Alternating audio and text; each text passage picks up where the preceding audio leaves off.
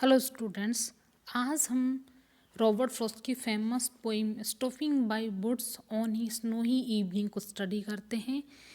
अब जो मैंने पिक्चर आपको स्क्रीन पर शो कराई है वहाँ के और इस पोइम के एटमॉस्फेयर को काफ़ी हद तक बिलोंग भी करती है। इसमें पूरी तरह से देखो नीचे का जो पाथ है वो पूरी तरह से जो स्नो से कवर है। और आपको जी यहाँ पर कुछ प्लांट्स भी दिखाएं जो भी स्नो से कवर्स दिखाई दिए हैं। तो मैं यहाँ पर सिर्फ ये पिक्चर आपको उस पोएम से डायरेक्टली कनेक्ट करने के लिए मैंने यहाँ पर ये पिक्चर स्क्रीन पर शो कराई है। ठीक है, अब हम सबसे पहले इस पोएम की बेसिक इंट्रोडक्शन जानते हैं कि पोएम को कब पब्लिश कराया था और कब इसको लिखा गया था। एक्चुअली में जो पोएम है stopping by woods on a snowy evening, ये रिटन हुई थी 1922 को। कब हुई थी? 1922। और इसको पब्लिश कराया था 1923 में new Hampshire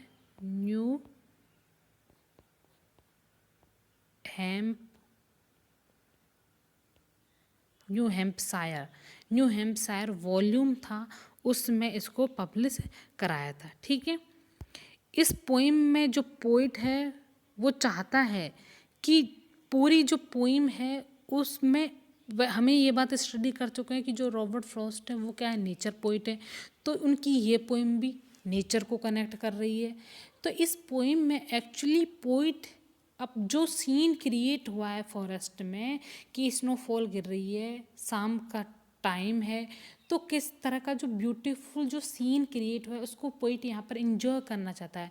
the poet wants to enjoy the scenery of the forest, that's why he takes a small break to watch the natural wonders of the snowfall and the beauty of the tree. तो जो मैंने pictures screen पे आपको show करवाई थी उसमें clear दिखाई किस तरह से नेचुरल जो वंडर हो रहा था, मतलब कि इवनिंग का टाइम था और हल्की हल्की बर्फ़ गिर रही है और पूरा का पूरा एटमॉस्फेयर यहाँ तक कि स्नोफॉल से कवर अप हो गया। तो पोइट थोड़ा देर रुक कर उस जो एटमॉस्फेयर जो सीन क्रिएट है उस सीन को का इंजॉय करना चाहता है, उस सीन को महसूस करना चाहता है। तो इसमें जो एक तरह से पोइट एक ट्रैवलर के पर्सपेक्ट से अपनी इस पोएम को कहना चाहता है और उसने काफ़ी हद तक इस पोएम को एक ट्रैवलर के पर्सपेक्ट से ही कहा है। तो हम और वो अगर ट्रैवलर है तो ट्रैवलर के पर्सपेक्ट से कहा, तो ट्रैवलर होने के कारण पोइट थोड़ी देर के लिए उस स्नोफॉल को देखने के लिए रुक जाता है फॉरेस्ट में। और यहाँ पर एक तरह से हमें इस पोएम को जब स्टडी करते हैं धीरे धीरे तब इसमें दोनों तरह की चीज़ें रिफ्लेक्ट होती हैं, एक नेचर भी रिफ्लेक्ट होती है एंड सोसाइटी भी रिफ्लेक्ट होती है। और इसके अलावा इसमें की एक फेमस लाइन है, miles to go before I sleep. अब स्टूडेंट्स हम इस पोएम को स्टार्ट करते हैं। Stopping by woods on a snowy evening, whose woods these are, I think I know. His house is in the village, though he will not see me stopping here to watch his woods fill up with snow.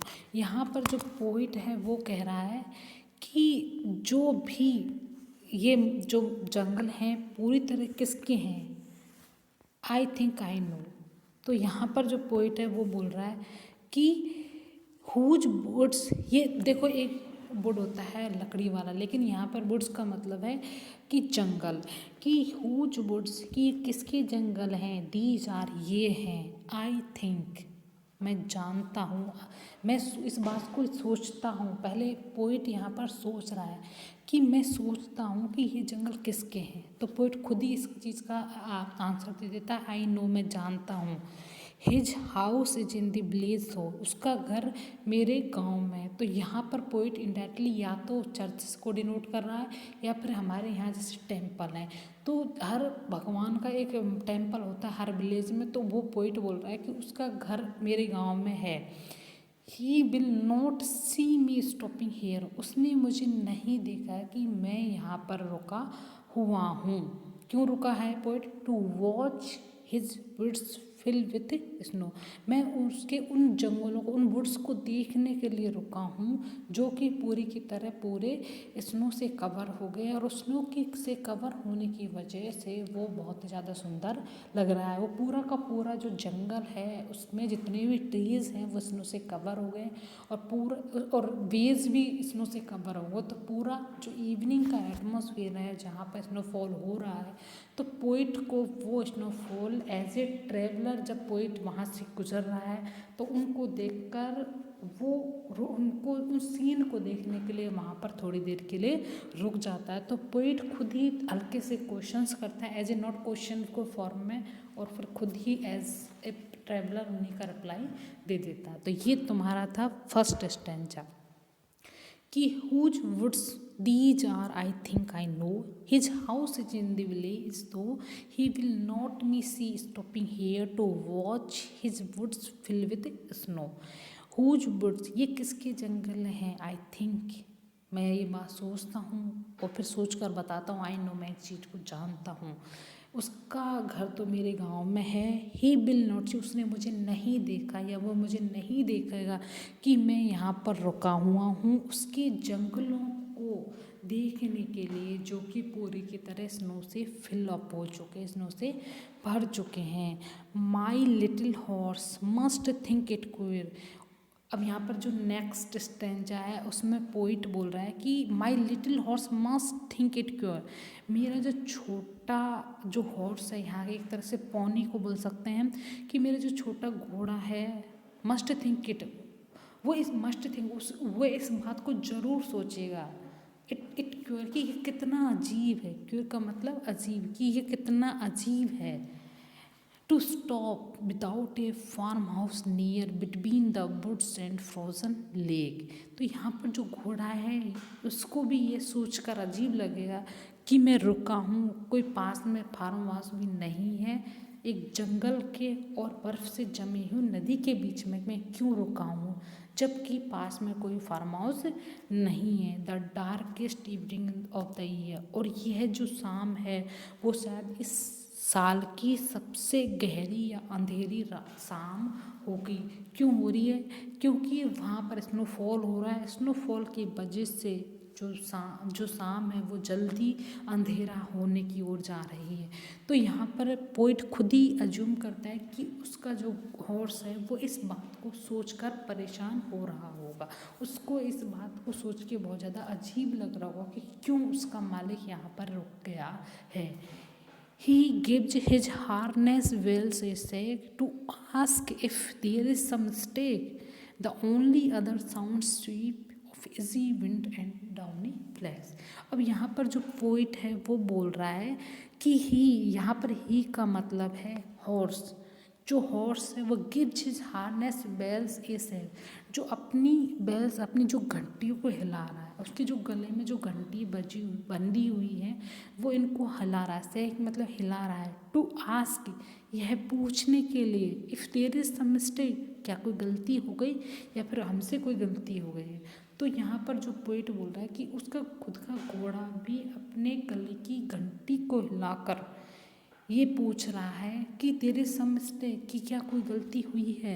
The only other sounds the SVEEP of इसी wind, यहाँ पर केवल SVEEP, हवा के चलने से, जो हवा चल रही है उस हवा के चलने से ही केवल एक आवाज़ सुनाई दे रही है। एंड डाउनी फ्लैक्स, और ऐसा लग रहा है कि जो बर्फ़ के जो छोटे छोटे, यहाँ पर बर्फ़ को डाउनी मतलब एक तरह से मतलब रोमदार बताया है कि जो बर्फ़ के जो छोटे छोटे फ्लैक्स हैं, फ्लैक्स मतलब टुकड़े, कि बर्फ़ के जो छोटे छोटे से टुकड़े हैं वो हवा के साथ में चल रहे हैं, और हवा के चलने से ही एक हवा के चलने का ही साउंड यहाँ पर बस सुनाई दे रहा है, और किसी भी चीज़ का कोई साउंड यहाँ पर पोइट को सुनाई नहीं दे रहा है। ठीक है। The woods are lovely dark and deep, ये लाइंस बहुत इम्पोर्टेंट है, वेरी मोस्ट इम्पॉर्टेंट है। कई बार इस लाइन को भी पूछ लिया जाता है कि ये कई कम्पिटिटिव एग्जाम में कि ये लाइन्स किस मतलब पोएम से ली गई है, कौन इसका राइटर है। तो इस लाइन को स्टडी करो, इस लाइन को समझो कि एक्चुअली में ये लाइन कहना क्या चाहती है। The woods are lovely dark and deep, ये जंगल कितने प्यारे हैं, कितने गहरे हैं और घने हैं।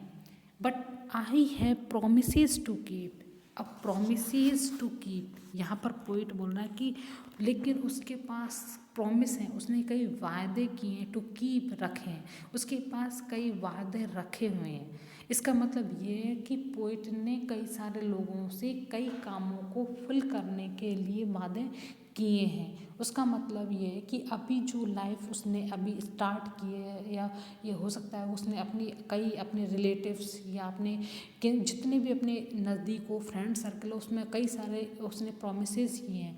उन प्रोमिसेस को पूरा करना चाहता है पोइट यहाँ, इसलिए वो उस अंधेरे और डीप जंगल में नहीं जाना चाहता। उसे ये बात, उसे नेचर से जो खूबसूरती है वो याद आ जाती है, लेकिन फिर उसे समझ में आ जाता है कि उसने कई सारे प्रोमिसेस की रखे हुए हैं। And miles to go before I sleep, miles to go before I sleep, यहाँ पर जो miles to go before sleep word use हुआ है वो एक्चुअली अलग अलग जो भी स्टडीज़ को कराते हैं, रीड आउट कराते हैं, पढ़ाते हैं, वो इसका मीनिंग अलग अलग लेते हैं।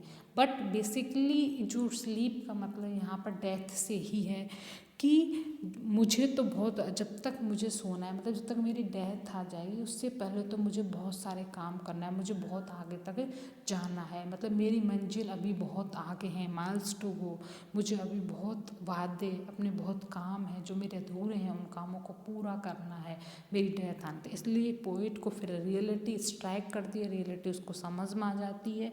यहाँ पर पोइट एक्चुअली जो स्पीकर है वो कह रहा है कि उसके पास इतनी सारी रेस्पॉन्सिबिलिटीज हैं जिनको वो फुलफिल करना चाहता है अपने मरने से पहले। इसलिए वो जब उसकी खूबसूरती को देखता है, स्नोफॉल की खूबसूरती को, तो बाद में उसको रियलिटी याद आ जाती है कि यदि कोई चीज़ इतनी सुंदर है तो एट लास्ट में उसका डिकेइंग स्टार्ट भी हो जाता है। जैसे कि अगर मैंने यहाँ पर जन्म लिया तो मेरी डेथ होने स्टार्ट है। इन द सेम वे अगर आज स्नोफॉल हो रहा है, मुझे इतना ब्यूटीफुल ये सीन क्रिएट हो रहा है, लेकिन जब दूसरा वेदर आएगा तो उसमें स्नोफॉल कम हो जाएगा, तो शायद हो सकता है इनकी जो खूबसूरती मुझे कम लगे। तो यहाँ पर पोइट अपनी जो रेस्पॉन्सिबिलिटी है उनको पूरा करते हुए चाहता है कि उसकी डेथ से पहले उसकी रेस्पॉन्सिबिलिटीज पूरी हो जाए। ये आपकी पोइम थी। जितनी भी रॉबर्ट फ्रॉस्ट की पोइम होती हैं सिंपल लैंग्वेज में लिखी होती हैं और सिंपल ही उनका मीनिंग होता है, कोई उनका डबल मीनिंग नहीं होता है, इसलिए उनको ईजिली हम